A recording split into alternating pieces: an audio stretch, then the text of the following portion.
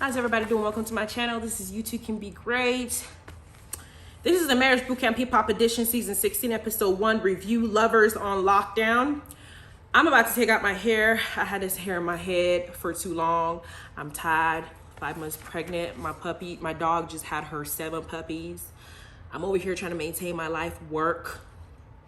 I've already finished school, but I'm picking up some coding certificates just so I can refresh my memory and be able to get myself into the career field I want to be in. I'm tired and I'm just got to do these videos. Speaking of videos, I did Real Housewives of Potomac, which is funny as shit. Go watch it. And I also did Salt Lake City, which y'all need to see as well because last episode was actually pretty entertaining. So go ahead and check those out as well. But this Marriage Bootcamp Hip Hop Edition, now Marriage Bootcamp has a pattern of picking some random ass people that we haven't even heard of for a long time. Some of them are good people, but others are just insignificant. They always have a ratchet couple there that's gonna cause some shit. And then they always have the couple that seems to be more put together. But as time goes by, we find out that there's a hell of a lot more skeletons in that closet. So there's a lot of shit that's gonna go down in this particular Marriage Bootcamp. Cause y'all know last season, there was a whole mess with the whole Tahiri and Vado situation, which I'm gonna touch on because that mattered in this episode too as well. So they're gonna have to redeem themselves. You know, they keep moving forward because they had a lot of controversial tweets, comments, and I sure as hell was one of them. Some people didn't even like what I had to say about the reviews, but if you don't like my opinion, just know that at least it's an honest one and you can take it or leave it. Either way, it's up to you. Now, the cast for this particular one, we have Amber and Miles. Now, they're all on lockdown right now because of COVID, on quarantine for 14 days in a hotel. And this is before they actually go into the actual boot camp location, the building. And Amber, when they show her, her ass stayed insulting Miles on Instagram or Twitter, whatever the video she was doing. She was like, hey, bozo, bozo, bozo. And I was just like, the fuck? Amber and Miles, aka Sir Brock, are supposed to be rappers that we never heard of. Amber and Miles, the only way that y'all are able to even know them is when they showed up on Love and Hip Hop. Y'all remember when I think it was Love and Hip Hop Hollywood, where Miles came in and he now let us know because he was having sex with he was in a relationship with Amber and he was having sex with the other dude. I keep forgetting his name. And he was basically trying to let us know that he's now trying to come out as being bisexual. Okay. And while he was fucking this dude, he wasn't telling Amber the truth. And Amber had a daughter that looked up to Miles as a father figure. So obviously, if you're cheating on her and y'all have been together since high school, they're high school sweethearts, you're not just going to hurt Amber's feelings. You're going to also break the daughter's heart. So Miles we saw him fucking this dude at the same time, trying to cry every episode as if he's the victim when he was playing 2 people. And you got the dude he was with, I keep forgetting his name. If y'all don't remember his name, put it down in the comments. But he was basically pressuring Miles to tell the truth, tell the truth, tell the truth. And Amber's sitting up there wondering what the hell is going on. So they're here. And of course, Miles is still on that shit. He was like, I did this shit 6 years ago. And I think at some point he tried to say that the reason he was fucking with men is because Amber pushed him to do so. I said, boy, please. We know that there's such thing as being gay in prison because if you got 200 and something years or 25 to life and you know you ain't never gonna come back and you don't have a wife that you can have conjugal visits with, some people become booty warriors and get in there and just start fucking somebody's ass and calling it a day and just tossing ass left and right.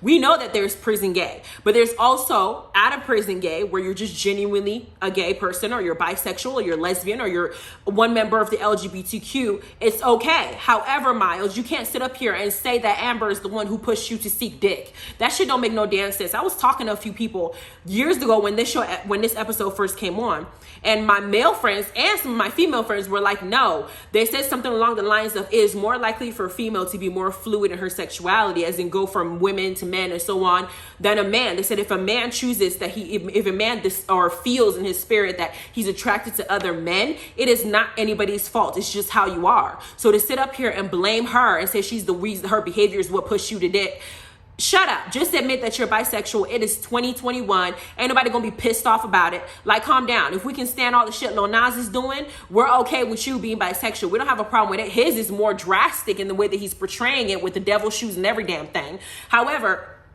this bullshit that he's trying to spew, because it seems like he's trying to get another pity party, and I'm sick of him. Now, Amber's behavior, on the other hand, she's not a freaking angel either. Because Amber, I remember her being this very skinny, sweet girl, but she had a voice. You know, her rapping skills were not bad, and she made it clear that she's not about to be with a guy who's going to keep cheating on her. We've been together for so long. You could have respected me enough to come and talk to me about how you're feeling, not have me looking stupid on TV when you over here smiling in my face, having my daughter call you daddy, then you go over there and you beam with somebody else. Now, Amber is basically letting us know that that is a bone of contention in their relationship, and it's been that way for a long time, because apparently Miles is still back with her. I don't know how legit this shit is. The way she's treating him is like she don't even like him. She didn't got her titties done. She didn't got her lips done. I didn't even recognize the same girl that was there on the first in Love and Hip Hop when she first showed up. All these rappers out here changing their bodies and thinking it's cute. Amber is not ugly, but she ain't fine either. So I don't know why the hell she would change her natural self. Hell, now we got Molly, Maw, and Treasure. And I was just like, the fuck? Did they just go down the stupid cast of Love and Hip Hop and pick somebody? Y'all remember Molly? Uncle Fester? That's what, what's his name called him? Hitmaker. What's his name? The one that Hazel E was fawning over called him Uncle Fester.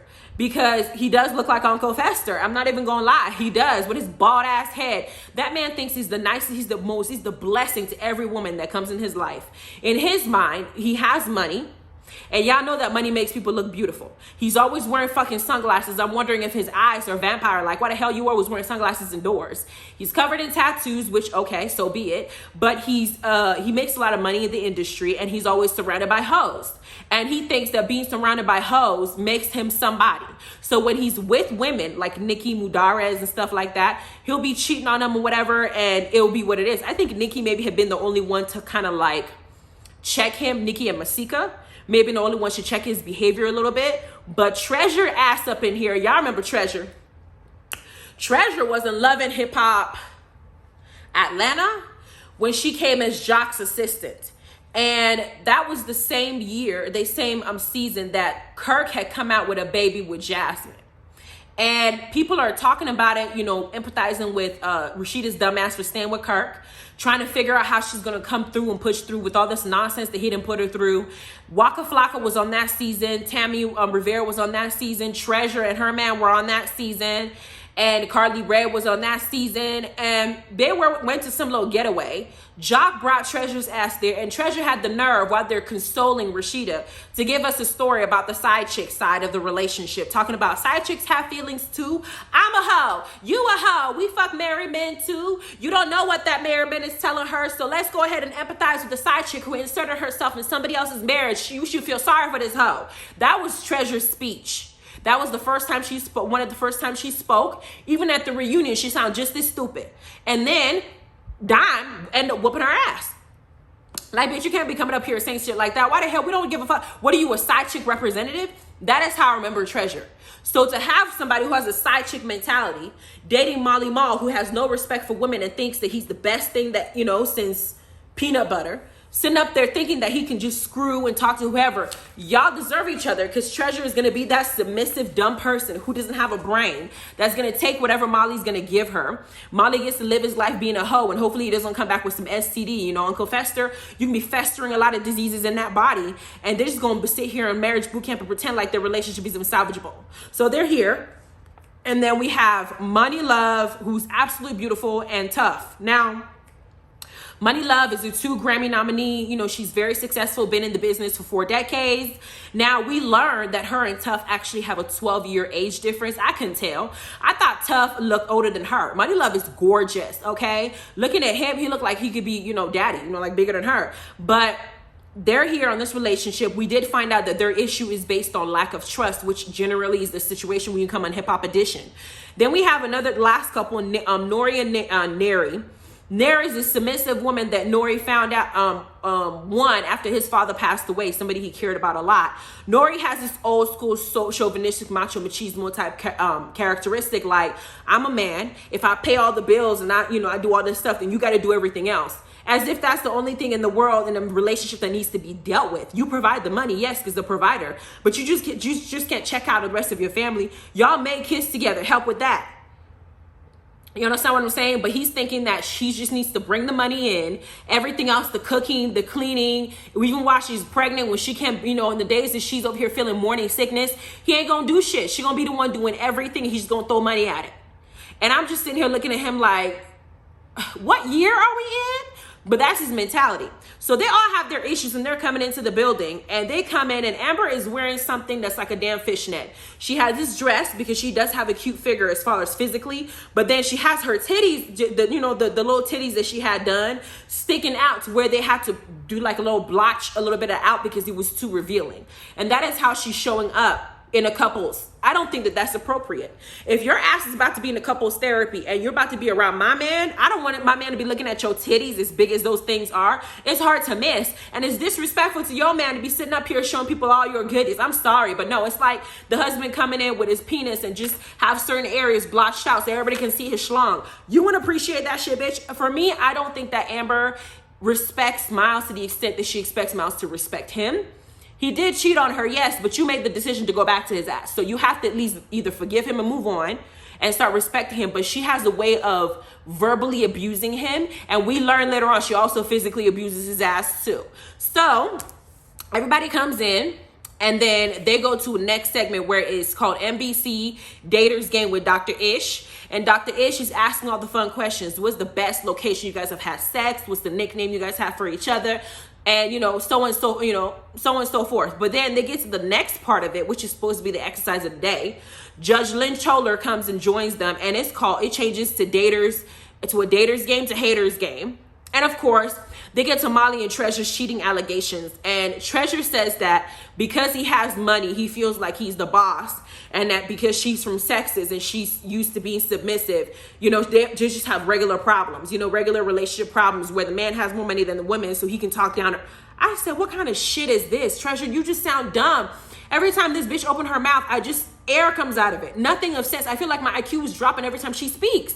Girl, what the hell did you, coming from Texas and being submissive, have to do with your man disrespecting you? I have submission in my relationship, but submission doesn't mean that I'm going to be disrespected. I choose because I know some men are too hard-headed, and there's some things I just don't feel the need to argue about. There's no point. If he feels strongly about this, okay, so be it. I'm not going to fight with you. But there are other things where I'm like, this ain't gonna happen. And he has to end it then. I'm not okay with this shit. That doesn't mean that he can go out and cheat. It don't mean that he can talk down to me and make me feel insecure. It don't mean that because he throws money in my face. I'm not your hoe. I'm not a stripper. I don't need your coins. I also need your love, respect, and for you to love me the right way. Your money is not just, are you going to take that money to the grave with you? Is that money going to feed you? Is that money going to cook for you? Is that money going to take care of you? Is that money going to fuck you too? So all that nonsense that she was spewing about, he said something like, I'm a boss, I should be doing this. And she's like, baby, I love you, but I'm from Texas, so I'm used to being submissive. I don't mind taking care of my man. So Treasure, shut up. She don't even know how to hold that man accountable. Shut up. That's why he treats you the way he treats you. Then we have Amber and Miles, and his bisexuality comes up as a topic for an issue. And Amber speaks her mind and says, no, I don't know if he's looking at me whenever he's cheating, if he's going for a woman or if he's going for a man. It makes me uncomfortable. People are talking to me, talking about, I can't believe you went back to him after all that shit. She's embarrassed to tell people that she's even still fucking with him. Now, there's two ways I look at this. If my man cheats on me with another man, would I feel some type of way about it? Yes, I would. And before somebody fixes their fingers, okay, to sit up here and try to act like a freaking common thug and say something ignorant to me, listen to me deeply.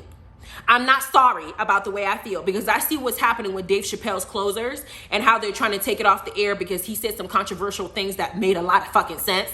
For me, I will feel very uncomfortable. Why? Because there's certain parts of me that will feel insignificant and insecure.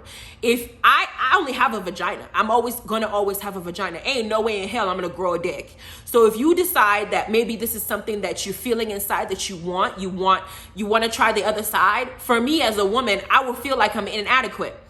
I can't give you this. So if we're together for long term and you being bisexual, let's say that you're attracted to both sexes, and if you have sex with a woman, at least I know I have the part that can, get there. It's just maybe us working it out and talking about it, and maybe we just lost touch, but I do have the body part that you would want.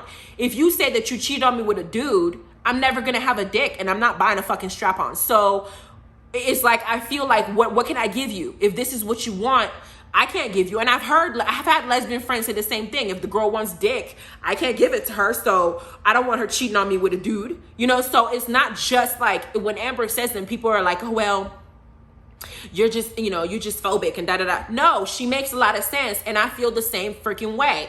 But the thing is this, if my man tells me he's bisexual and he does cheat on me with a man, I don't feel comfortable being with him, because that is the insecurity I would have. I'm over here, like, I don't want my man to like the same things I like in that way, because I can't give you what the other person has. I don't have that tool to help you out if you decide that that's what you want. I can't do it. So for me, I won't be okay with it. That's just me. Even if I was a lesbian, I would not be okay with my lesbian girlfriend wanting dick, because all I can give you is the puss. So no, it's just me. Some people are able in themselves to do that, to be with somebody who's bisexual. That's good for them. I'm speaking for myself. It's not something I can do. And Amber says herself it's not something she can do either. But she said that he told her something like, he don't want that no more, that he wants her and only her. And the way that Amber was portraying it was like, are you trying to say that he's not bisexual anymore? That he will never want dick?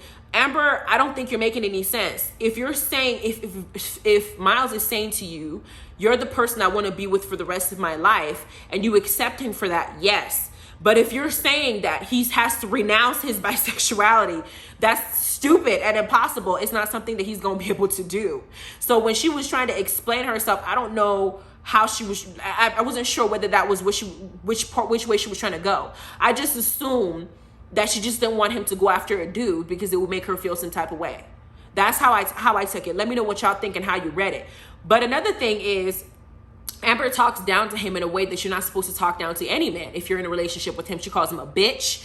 When he said he was going to walk off stage, she was like, well, walk off, go then. And then Miles goes to the other scene. Dr. Ish goes to check up on him. He starts crying and doing that self-pity thing. What Miles needs to understand is, he went after Amber for 20 years, all the way back from high school. He said himself that he's felt this way for a very long time, for 20 years, and then, or before, just before 20 years. You knew that you had an attraction to you had a same-sex attraction. You did not tell this girl about yourself or about you. You were not transparent to her from when she was younger, to give her time, an opportunity to get, grow into you. You guys can grow together, getting to know each other. You basically shocked her on national television by cheating on her with another man. And then everybody saw it. We all saw it. It was like a shock to her system, like a double dose. First, I find out that you're bisexual. Second, I find out you're actually cheating on me with another man. It's like, and you're the father, you're supposed to be my daughter's father. Are you going to leave me for him? It was too much. So for you to sit here and then start boo-hooing like you don't have any personal responsibility to take about why she might be too embarrassed to claim your ass, then you are highly delusional. And I felt like even Miles, the dude that Miles was dating in Love and Hip Hop during the reunion, he came to propose to him, but he also said that Miles is very manipulative. Miles is very vindictive, and Miles is not transparent.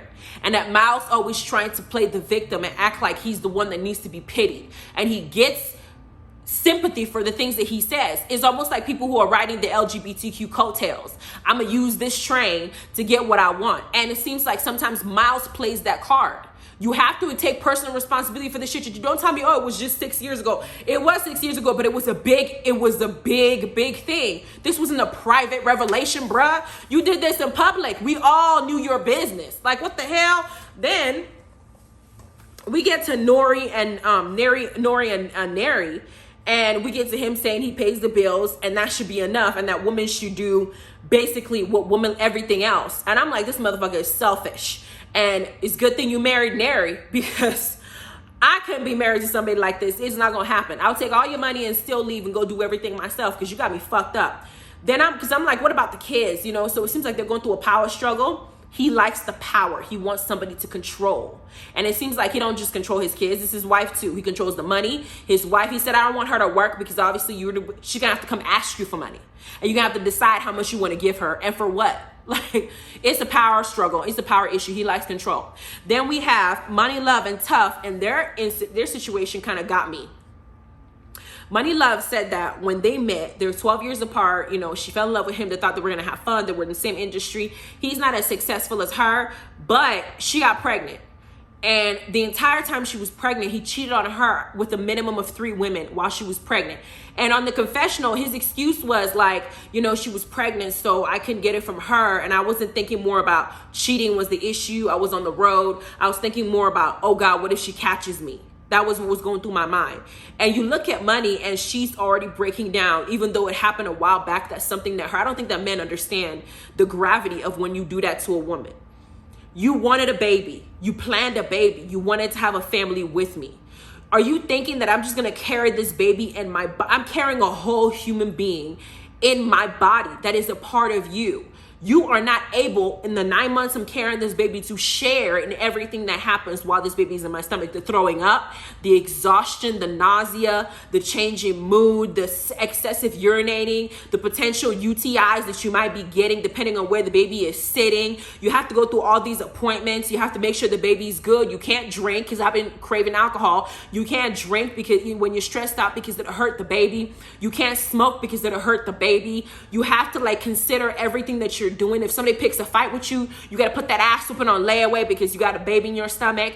I mean, there's so much that you're thinking in your head. You try to pick a specific position in the bed, and if you roll this way, it's too uncomfortable. You got to put a pillow, it's just so much. You're waking up in the middle of the night just to piss. And in my case, if I have high blood sugar, I got to prick myself 3-4 times a day to make sure that my blood sugar stays low. I mean, it's a lot. It's a lot, okay? You're constipated sometimes because your things are moving around. Your organs are shifted every which way. I got my fibroids back, by the way. I had fibroid surgery last year, and I said it. Apparently 4 came back for his funeral. So I got to have all the kids I'm supposed to have and then take everything out in a hysterectomy mode because this shit ain't gonna go away. There is so many things that women go through when they're pregnant, and you as a husband cannot hold your penis for 9 fucking months and be respectful and be understanding and even be appreciative of the fact that I'm the one carrying all this and you don't have to do nothing except sit there and help me around the house maybe because I'm too fucking tired. Instead, all you can think about is when you can get your dick wet, so much so that you're gonna give that body part that I used to make this baby to some adolescent hoe out there that don't even know, haven't even put any amount of effort or encouragement or anything into your future that I have in addition to this future that's in my stomach that we made together. Who the fuck do you think you are? Not to mention your cheating abilities and the shit that you're doing could also risk having a broken home when you chose for me to have this damn baby. Do you understand the depth of betrayal that you and your behavior has created? Are you insane? And when Tough is saying it and Money is feeling emotional, he's just like,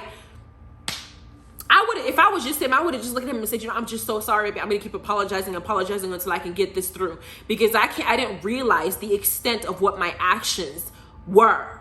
Do you not know? And on top of that, while we're pregnant and we're big as fuck and gaining 30 pounds, some of us don't feel as attractive as we are. So when we're watching all these young ass babies, hell, my hair looks a hot ass mess. I haven't done this hair in months. I'm finally gonna go get it done, but even that is a stretch because I still gotta take that shit out and wash my hair.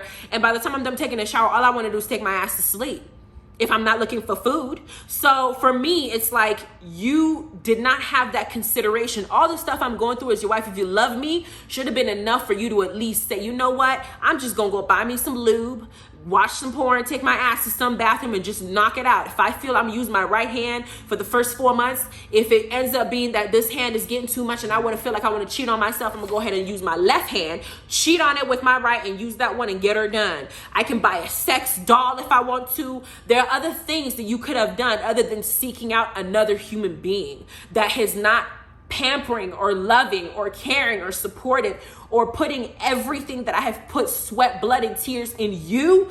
Fuck you, motherfucker. Like, I understand why Money doesn't trust his fool. Because he said, you know, the trust issue started when I cheated when she was pregnant. That trust issue will be there forever. Because that is a pain that you bring somebody that can never be undone.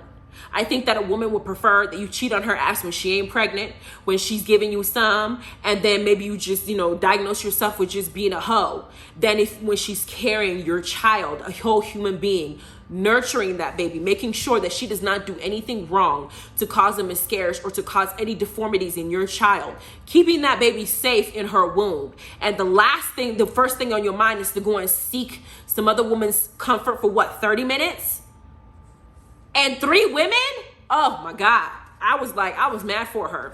So when they were done having this conversation, They get to pick their rooms. Train wreck station room goes to Amber and Miles because their entire relationship is train wreck. We see it. Control room goes to Maw and Treasure, but control room could also have gone to Nori and Nori.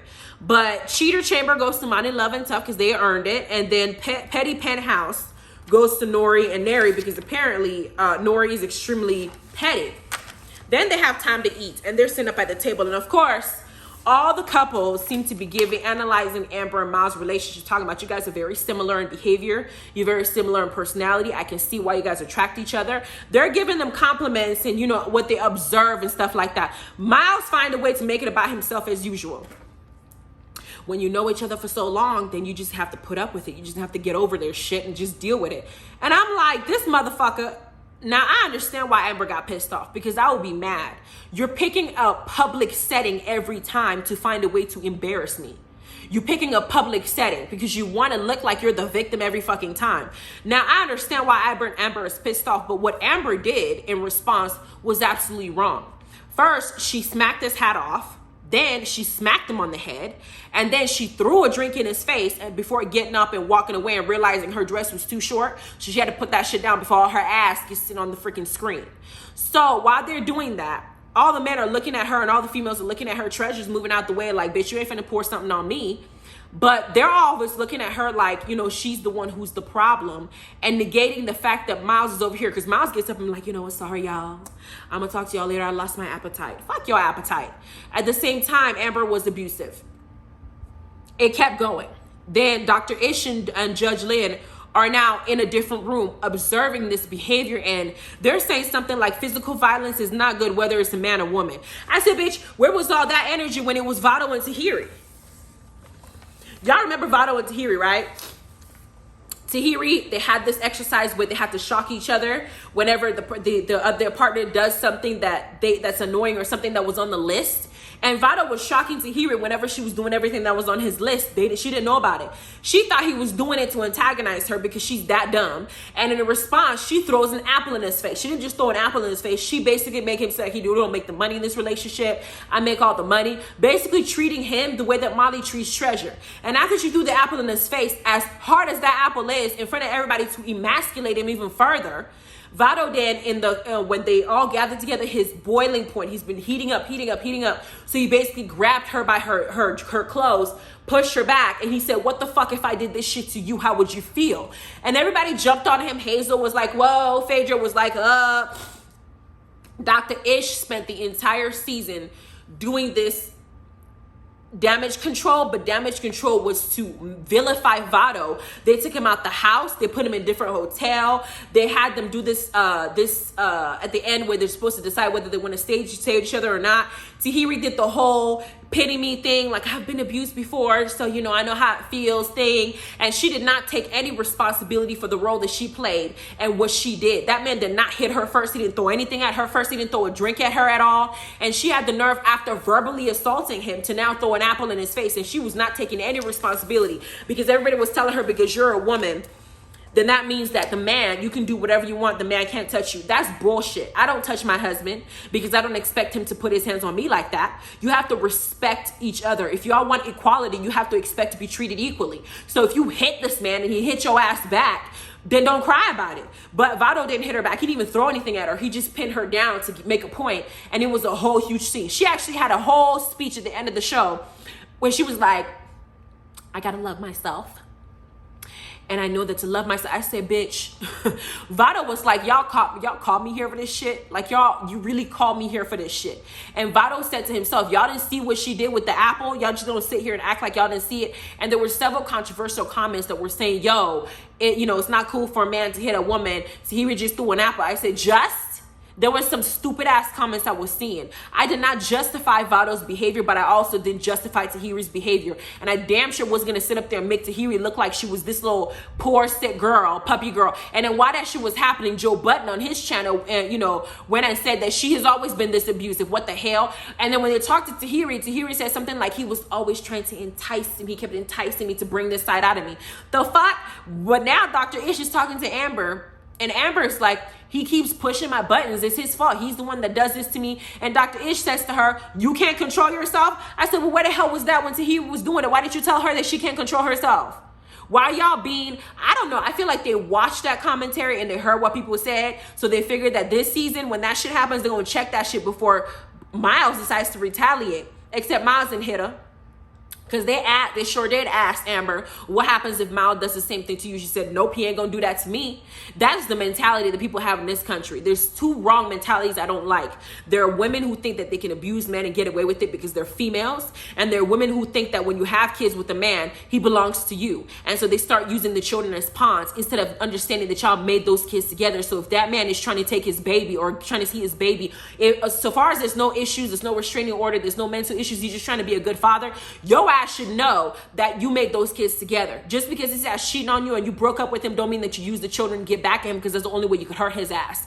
And the system would always side with the woman. Hey, you know, the man's got to be the one to try and prove themselves as being a good father. And that should always, I always get floored with that. I always get floored every time I see that type of shit. You hit him, he hit your ass back, you better be prepared. You made kids together, you need to be able to share those kids because you didn't make it by yourself.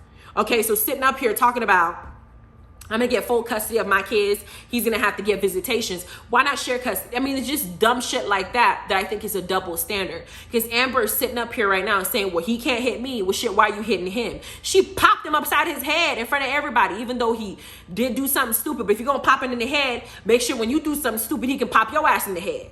So, but I felt like they're trying to play it a little bit safer in this season than they did last season when Tahir's ass was there. So they had to do this little talk.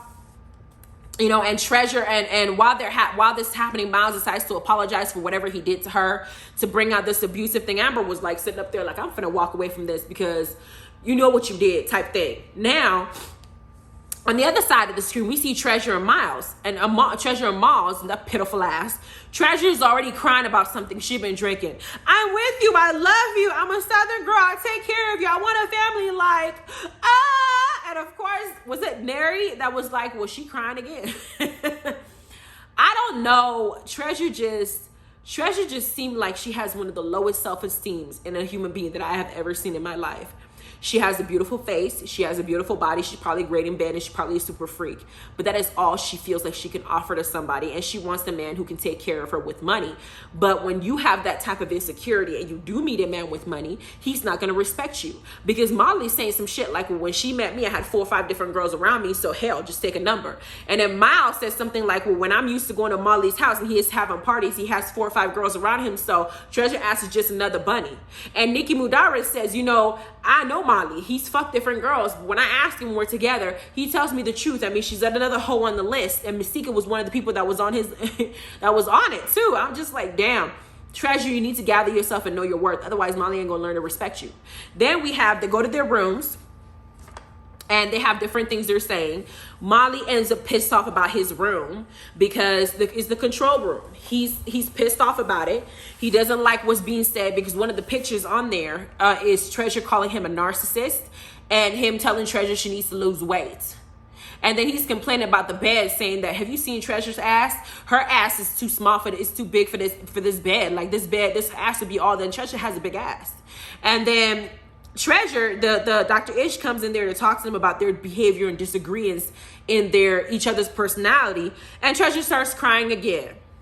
She said that he makes her feel insecure. He puts her down. He talks down to her. And Molly's like, I don't want her to say I'm controlling. Well, you are controlling, and she's just expressing how she feels.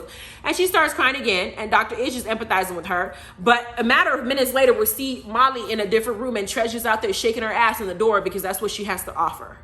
Her body. It's just, this season is going to be a hot mess. Some shit show.